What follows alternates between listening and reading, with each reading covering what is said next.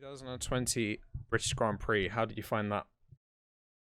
Um, Definitely the best race of the season so far by a good Yeah. margin. Yeah.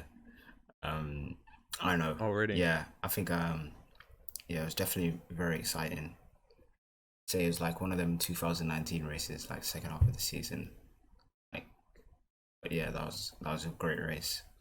Had like no complaints Yeah. from that, to be honest. Yeah. I would say that the race was mainly midfield, like it was mainly focused on the midfield. The Mercedes were just completely like dominant out the front. Then you had Verstappen and Leclerc just kind of doing their own thing. But the midfield battle was really interesting with the Renaults, McLarens, and the Racing Point as well. So yeah, I can see that, but I guess it's just a problem of having such a dominant Mercedes already. Um, yeah, so the big story coming into the weekend was about Sergio Perez. Yeah. Uh, he got tested positive for um COVID. Um, I think one thing that's really important to say is that it's really good that that was found, and it shows that the testing and tracing system in F1 is working, and the fact that we could still like go ahead with the race is just so good. Mm. Yeah. Like usually if something like this happened, you'll like shut down the whole grid and stuff. But Yeah, like we saw in yeah, Australia. so glad that they're making progress in that sense. Yeah. And obviously, it's good Yes. for everyone's safety. Safety is the main thing. Yeah. Of course. Yeah. Um. So then, Nico Hulkenberg got drafted into his former team. Um. We were like so excited. Oh, coming into the weekend, I feel like Racing Point, even myself, we just had such high hopes for this team. It seemed like they were the second fastest team Yeah. in free practice, but I feel like maybe on race pace, Racing Point aren't as good as we think because maybe it's Lance Stroll, maybe it's some other factors, but in the race they weren't as fast as McLaren. Um, Yeah, I feel. so pe- people were sort of hyping up Hulkenberg coming back, getting the podium, stuff like that. Mm, But even before the race, he wasn't able to start, which was really disappointing. yeah. Um, I think I said to you before that like in F1 we whenever like we get like we have the chance of these like special stories like Hulkenberg coming back, I feel like they always go wrong. Yeah. Usually people crash out in their like last race and stuff. Yeah. Yeah, Or yeah, last race for McLaren. Hamilton crashes out. Last race ever, David Coulthard yeah, crashed out. Like these memorable moments, they get taken. Like Felipe Massa's last race, he crashed out as well. So yeah, these stuff yeah. happen. I was But very excited. anyway, coming back onto the Racing Yeah. Point pace thing, what did you think about I was actually very disappointed. Um, I don't know. I feel like Racing Point. I feel like at this point we have to say that they're not as fast as we think they are, and I think everyone has to like kind of accept that they've been overhyped because the first race they were like first race in Austria they were average. Like, oh yeah, we expected Racing Point to be a lot better than they actually were. And then the second race, they're like starting from the back of the grid, then they cut through the midfield and everything, and I'm like sixth, and like I don't know where Stroll finished, but I remember Perez finishing sixth, and everyone was like, "Oh yeah, the Racing Point at one point was as fast as the Mercedes," and like everyone's getting really excited. I don't really remember what they did in Hungary, and then Silverstone, which is a track that I expected them to like really suit, and like the track be like basically made for their car. Like I don't know, it was just kind of disappointing. Obviously, I was gonna cut like Hulkenberg some slack in when he qualified like 13th, because obviously he was coming back from like a long break, I guess. But yeah, I kind of expected better from Stroll. I yeah, I thought he was gonna finish. I thought he was Yeah, gonna finish like fourth or fifth. yeah, Um, yeah, so I was kind of disappointed. I was expecting a lot more from Racing Point. yeah. I was expecting them to be like a tier above the other like midfield teams at least, Mm, but they were even like they were even slower than Renault at some points of the race. So I don't know. I feel like we kind of just have to die down the whole Racing Point sort of mm, hype. yeah, So definitely. yeah. Anyway, going on to the first lap, it was a clean start to the race. For Silverstone at least, going into turn three, usually there's some sort of crash, but the final corner we had the incident between Albon and Magnussen. Mm. So, did you have any thoughts on that incident? Yeah, I was just like, I saw Albon got a 5 second penalty for that. I didn't think it was a 5 second penalty at all, in my opinion, because Magnussen went wide and there was a gap there. And when they were going into the corner, his rear wheel was like level with Albon's actually front wheel was ahead of Magnussen's rear wheel. Obviously, you don't really get overtaken into that corner, I guess. So Yeah, I can see why they gave him a 5 second penalty, but I think that was just a racing incident to be fair, because there was like a gap and he could fit like half his car in there. So I think yeah, I don't know. I can't be like, oh, Magnussen should have gave him space, but because that was his corner, but he'd leave a gap there, so you can't really expect him not to go for the gap. It's racing, yeah, that like, yeah. I I agree totally. I feel like it was a racing incident because I don't feel like Albon specifically did anything to cause that mm, crash, and I don't feel like Magnussen did anything to cause like.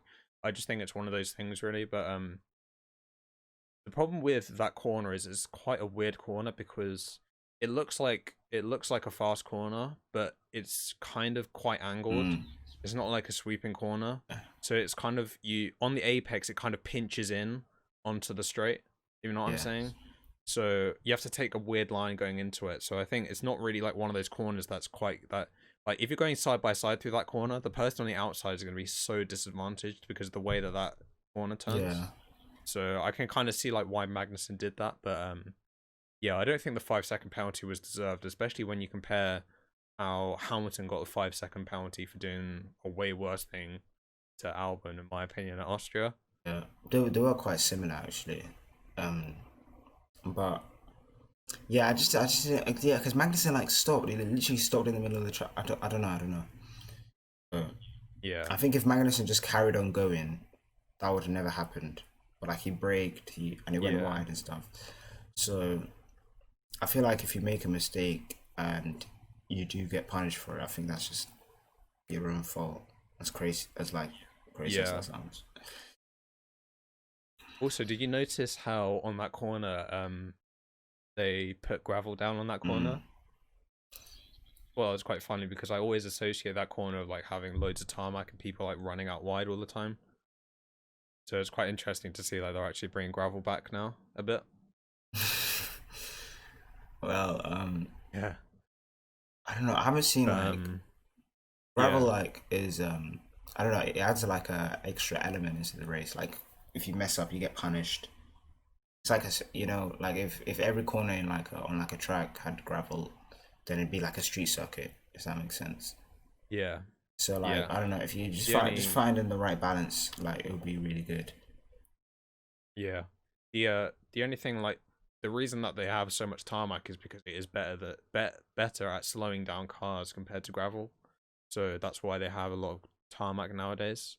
Um but I think the simple solution is to just put like a little strip of gravel and then a load of tarmac behind it. Like that's the perfect compromise really for me. Or grass. Little strip of grass like they do at turn one at Silverstone. Um But yeah. Anyway, moving on through the race, we saw Ocon and Stroll battling after the safety car, and then the safety car which was caused by Magnussen, and then Daniel Kvyat had a really like big incident. Mm. It's quite a strange incident. I never really apparently it was a I don't know what it was, but might have been a suspension or tire failure. Yeah, Um, but you very rarely see cars doing stuff like that going into that corner. So yeah, um, that was yeah, it was pretty crazy. I don't know. Afterwards, after it, he apologized for it, and I was just like, oh, I don't think it's your fault, to be honest. I think yeah, he might be a yeah, bit under pressure. I don't know. I wouldn't say it's under pressure, but might be. yeah. I I don't don't know. know. Yeah, Um, but yeah. did you notice how long it took to get that car out of that corner? It seemed like it took ages to get the race getting back up. Yes. I don't know. I'm not sure. I don't know. They're always like that. It's like 5 or 6 laps of like just crane work, just following each other. Yeah, So I yeah, wasn't really like, oh yeah, this is taking ages, but so I was like, oh okay, yeah, safety car, go for a toilet break or yeah, something. yeah. Quite a lot of safety cars this race for a British Grand Prix. I don't usually associate like um sort of the classic like European tracks with having a lot of safety cars. Yeah, I'd agree. Um, Um, no, but I did kind of enjoy it because it did bring the field back together every single time to get more like yeah, racing. So yeah, yeah. So yeah, on that after that safety car, we saw like everyone came into the pits. That was quite interesting strategy to see. It seemed like Haas and Grosjean really benefited from that second safety car, and it seemed like Ferrari got caught out again on strategy with Vettel. Um, I don't know what happened. He ended up in like 11th place after that safety car. yeah. I think I don't know, something's wrong with Vettel's car. Just not even like just his car, because I don't know what it was. He just didn't have any pace, and the whole weekend he's just like, oh, there's something loose in my the pedals and stuff. And I'm just like, okay, he's in free practice. He's doing research. He's going into like the pedals, seeing like what's wrong with it. I don't know. Just feeling like, yeah, I'm just gonna have to fix my own car at this point because you're obviously not Yeah, doing your job. So yeah, I was just like, what on earth is going on? To be honest, it's kind of like, yeah, I don't know. There's something. yeah. Yeah, It's quite weird to see because I don't feel like Vettel is that much. I don't feel Charles is that much faster than Vettel to like show what the pace difference was in that race yeah, because Vettel was like midfield pace, like battling Gasly, and Leclerc was battling Verstappen. So yeah, I feel like something is going wrong. Um, Something came out this week saying that the biggest problem as well with the Ferrari is it's just not good on tires. We saw in Hungary obviously that the Leclerc just ate up the softs when he got onto them, and yeah. so that might be another factor because obviously it was quite hot this weekend as well. So might have been something wrong with the setup on Vettel's car, but yeah, just seems like it keeps getting worse for Ferrari. Really, there's not really any improvement coming for them. I don't think. I will say that I don't know. I don't know if it's like Vettel underperforming or Leclerc just outperforming that car, or if it's Vettel having a problem with his car and Leclerc not having any issues. Because obviously now he's got two podium finishes. Obviously, I wouldn't say they're off merit, but obviously due to the fact that there was like safety cars and like people were crashing out and stuff. Like for example, in the first race, Verstappen DNF'd and Bottas got punctured in this one. So obviously he did get lucky with the podiums, but you have to do give some credit with how he's performing in that car because you wouldn't have expected him like after seeing like where they're at qualifying and everything. You wouldn't expect them to get on the Yeah, podium at all. yeah, So yeah. Yeah, maybe Leclerc's just doing really well this year. yeah, It's entirely possible, I guess. So yeah, but then you have to look at the other two races. Like obviously they didn't finish the second Austrian race, and then Hungary he finished outside of the points. I wouldn't say Yeah. Hungary was his fault. I think that was just bad strategy. But It's also a very different track to Silverstone, Austria, I'd argue as well. yeah, that's what I feel like. In Hungary, the Ferrari was more consistent. Like both Ferraris, like just in general. Yeah, So I feel yeah, like Hungary was more actually suit. I thought at first Hungary was more suited to their cars. I feel like maybe Leclerc just performs better at these types of tracks with high speed corners and straights and stuff. But I wouldn't. yeah, I don't understand how he does that with that engine. So it's just a yeah, mystery at this point. yeah.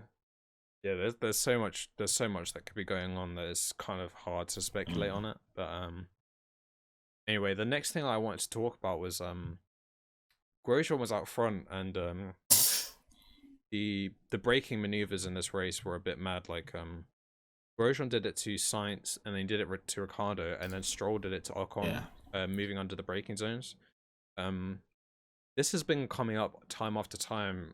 Like it seems to come up every few years. Like since I've been watching F1, we saw Verstappen was notorious for it back in when he started at Mm. Red Bull, and I don't know. What do you think about late late braking, moving under the brakes, basically, and how should how should racing be regulated in that sort of way?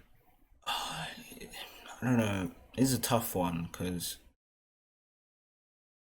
I don't feel like before Verstappen, I feel like it was like clear rules, and then Verstappen came and like messed everything up. Um, I feel like before Verstappen, like no one was actually moving under braking and stuff. Like it wasn't common. Then now you just see it like every few seasons or every few races, and I feel like they just have to like put their foot down with this and just like explain it because like it's all well and good giving Grosjean a black and white flag, then him not listening the next one, literally the next overtake, him not listening, like it's not really going to change much. So I feel like they're going to have to like bring all the drivers together and like explain to them clearly what is and isn't allowed. Even though Yeah, we know what is and isn't allowed, you have to make your move before braking. Like you have to make a clear yeah, move, to defend. yeah. Um, a lot of people will say that like, oh, we should just like leave the drivers to do whatever they want on the track. That like the stewards shouldn't get involved. But like, my problem with that argument is that when you say like when you're going down, well, when they're coming out of like Maggots and Beckett's going down the Hanger Straight, and they have DRS, Mm. and they're like the approach speed is so much faster, and you're gonna do an overtake into Stowe, and then the driver in front can just swerve under the braking zone. That's not actually fair racing. That's just like that's just you're not actually giving a balanced opportunity for overtakes. I feel like overtake you should be able to defend your position, but it should be in a balanced way where it's like you're not putting the other driver at a risk of crashing if they try and overtake. Yeah, I agree with that. I feel like obviously David Coulthard did say that's how cars get airborne. We get like a Weber at Valencia type incident again if that carries on. So yeah, I feel like for everyone's safety and then just just for better racing in general, I feel like you have to set the standards now and make. Yeah. It's kind of weird, like we often talk about the FAI giving too much penalties, but I feel like this is one exception They're not where giving enough. yeah, they're not giving enough. I feel like Grosjean should have been given a 5 second penalty at least for because it's like if you think about it, Sainz would have overtaken if he didn't do that, so he basically should have forfeited that time. He should have given up the place or taken a penalty. Yeah, That's just my view. I don't know. Um, but yeah, I just want to see people going side by side. I don't want people being pushed off the track. So yeah. But anyway, moving on. Not much else happened in the race, and then just everything kicked off at the end. So the first thing that happened was that Bottas got the front left puncture. Then Carlos Sainz got it, Mm. and then Lewis Hamilton of all people um got a puncture. Mm. He went the entire race, like the rest of the lap, with a puncture, and won the race. I don't think I've ever seen that in a race before. Yeah, I've never seen that either. Um, everyone's like, oh, it's like Cars, Lightning McQueen. Yeah, That's literally all I yeah, could think about. And Verstappen, yeah, like, if he didn't pit, that race would have just been his. But then hindsight's. yeah. That's so true. I didn't even think about that. But then But yes, some. but on the other, he might have got a Yeah, puncture yeah. as well. That's So what. Yeah, you that's what never someone know. was saying to me. Oh, he might got a puncture as well. I don't know. Hindsight's 2020. You know. Got him. Yeah. Hindsight's 2020. Um, No, but that was yeah. crazy because Um, I've never seen a puncture like the ones we've seen the other day, because the tires just rip from where the sidewall and the top, the actual like bit that touches the track meet, and it just yeah, deflated. Um, I don't really. yeah, It's not really common seeing those type of punctures, and I don't really see yeah, them on the fronts as well. You usually see them on the rears and like where they start like, I don't know, deconstructing, and then you know how do I describe it? Like they completely just deconstruct and you just eventually see the wheel. yeah. So yeah. I think that happens. That happens more with when you get front wing damage, like when it's actually like cut. Mm, The tire's been cut. yeah. But I think like when this happens, it's like a delamination, like due to wear. But this obviously throws back to 2013 when there were a lot of punctures around Silverstone. Yeah. Um, so the Pirelli, so back then they basically scrapped that spec of tires. If you remember back in the day, they scrapped that spec of tires and then reverted to 2012 spec after that race. Yeah. Um, I would argue that this is a bit of a different situation because back then that was more of a heat sensitivity issue and it was less. This is more, I would say this is more of the team stretching the tires to their maximum extent, whereas back in the day I feel like that was more of an issue of the tires being unpredictable, Yeah. having unpredictable tire wear. So I don't feel like it's as bad of an issue personally. Um, but still, let's say that. So next weekend they're gonna bring, like the softer compound tires for the race. Um, they're saying now that they might not do that, but for me it doesn't really make any sense because it's not a problem. I don't see it as a problem with the tires. I feel like it's a problem with the usage of the tires and the prediction of the tire length. Because if they did a two-stop in that race, no one would have got punctures. So I feel like it's more of an issue of being marginal.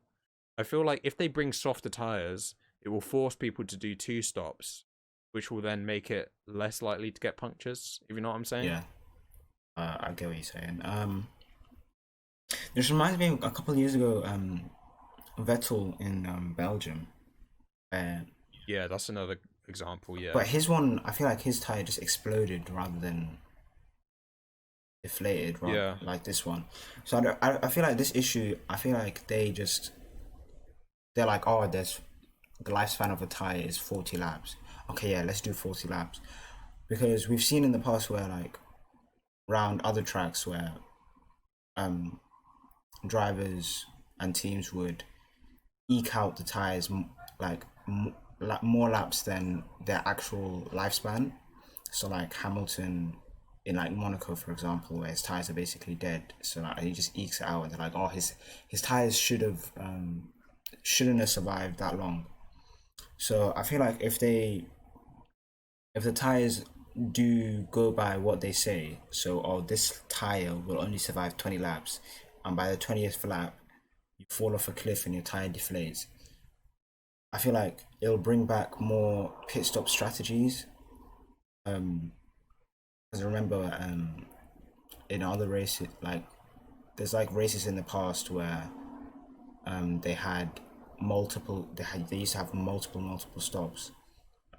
I don't know whether it was due to Tyre or just heat, but that would also be exciting because if you bottle the pit stop, you basically lost the race as well. Not that Yeah. we like pit stop, like pit stop overtakes, like it is kind of annoying, but um, when there's multiple pit stops and like bringing the it's like this guy had a slow pit stop, so then he comes out and he loses his lead of 10 seconds and it's down to like 3 seconds, for example. I feel like it has more opportunity for closer racing, so I don't Yeah. mind extra pit stops and stuff. So this might be a Yeah. blessing in disguise in a way. Yeah. I feel like F1 should be 2-stop minimum. Like it should be a 2-stop on a tire saving strategy. We Yeah, used to get more. I feel like having pit stop strategy makes the races more exciting. yeah, Um, just like having these like one-stop races is so boring because people just start on whatever tire they want and then they just go onto the hards and they just finish the race. That's not interesting to me. Um, Also, one thing that I've always brought up is that ever since 2016 we've had three tires at a mm-hmm. weekend. I feel like back in 2016 they used to do the mandatory compound a lot. The mandatory compound would used to be the middle tire, right? So we'll just say medium for today's language, I Yeah, guess. um I feel like you shouldn't be able to go from a soft to a hard strategy. I feel like that is just like I feel like they should just make it so that at some point in the race you have to use a set of medium tires. I feel like that'll be a lot more interesting. Because say like if you're outside the top 10 and start on mediums, then you could do like a one stop onto hards. But if you're in the top 10, you start on soft, you have to do a two stop. yeah. Um, I feel like that would be way more interesting for racing, personally. Um, I don't but know. I yeah, feel like that'll be worse for midfield teams rather than top teams in the sense that this guy started the guy that starts 10th and he's on the soft tires like because he qualified into Q3. I feel like that screws yeah, him a bit because the guy behind him might yeah, just be like, okay, yeah, I'm just gonna start on the mediums and go into the hards, and then he has to like yeah. do another extra pit stop. So I feel like that guy's screwed, but Yeah. I don't know. I think that's But like, I feel the compound should be adjusted so that you still have to do tire saving if you want to do a one stop. I get that. Yeah, but I don't know. Tires always seem to come up like all the time. Like no one's ever happy with the way that tires are Just bring working. back the old Um, I feel like 2012 was the best like tire year personally. you reckon? Like two or three stop races like that. That's the most exciting to me, I Yeah, guess. this one's like artificial. That was just like artificial though. Because Um, call it. Who's that guy? Bernie. Yeah, Bernie was like he watched Canada 2010 with the old I can't remember the old tire compound before Pirelli. Bridgestone. Bridgestone, yeah. Yeah, they had horrible tire wear on that track, and then there was like 3 pit stops, like every team, and they're just like, which strategy will come off the best and stuff. So I Yeah, make the tires like easy to wear. So but like that's super interesting for me though because it just adds more variables into the race. yeah, I agree. I Like agree with that. I say agree with that. I don't know, it's kind of like a replacement for refueling that we used to have by having high tire Yeah, deg. I always wondered why they got rid of refueling. I guess maybe it's dangerous. Maybe it's Yeah, dangerous, but yeah, because of I think so. Yeah, Massa in Singapore. I think that was the thing that stopped it. The yeah, Massa in Singapore. yeah, I So think so. Yeah. Um, but what was I gonna say? Um, I feel like they should just bring the softer tires. obviously I'm just like a layman, just like reading and watching. Maybe there is an issue that Pirelli have. They said that they're going to try and understand the problem tomorrow, but I honestly just think that this is an issue of the teams pushing the tires too far in the race rather than an issue with the tires. Yeah, Because like you were saying with Vettel in 2015, he was complaining that the tire punctured at the end of the race, but he went so far on that set of prime tires that race. So it's like just like there's a reason that you have to pit when you use your tires too mm. long because they'll puncture. So I don't know. But anyway, guess like the last thing I wanted to bring up was just like I think even this race was even more dominant Mercedes than Hungary. Um, I don't know, like it just seemed like they're in a complete different class. Like I said before, but just watching Hamilton's pole lap, he went flat out through basically all of like Maggots and Beckett's was just insane to see, Yeah, and just seeing them in the race, they were literally just cruising at the front, not even battling with each other, just um, yeah. What do you think about that? I feel like Mercedes, they could have like when as soon as Bottas got the puncture, could have boxed Hamilton and gone for the fastest lap just to be greedy. I feel like it was that insane because by the end of the race wasn't actually no, they couldn't have, it wasn't that far ahead. It was like I can't remember the exact gap, but by the time Verstappen boxed, he was like 30 seconds ahead or something ridiculous like that, and then his puncture. So Yeah, insane. I wouldn't agree with the fact that they were more dominant than Hungary. I feel like Hungary. I feel like Bottas messed up a bit, and it was a wet race. But like the level of dominance Hamilton showed was more impressive in Hungary than in Silverstone, just because he boxed and got the fastest lap. But yeah. That's fair, I as a guess. team, like both cars, they were more dominant this race. Um, I can get behind that statement in that sense. Yeah.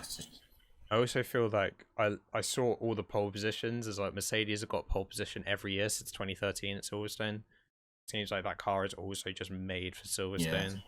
Silverstone is super flat, high speed corners, long yeah. straights, so it kind of just suits everything for Mercedes already. I think Mercedes have always been good, like in straight lines and high speed corners, like just Mercedes engines in general.